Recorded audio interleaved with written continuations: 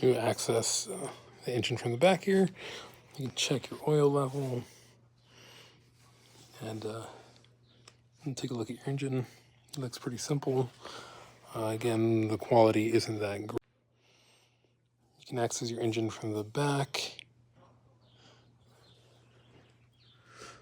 Check your oil, change your oil, check your filters.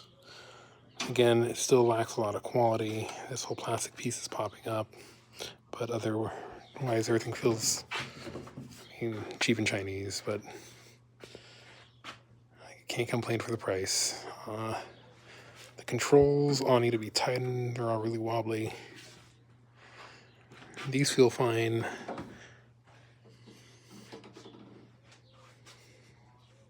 Yep. Here's another look.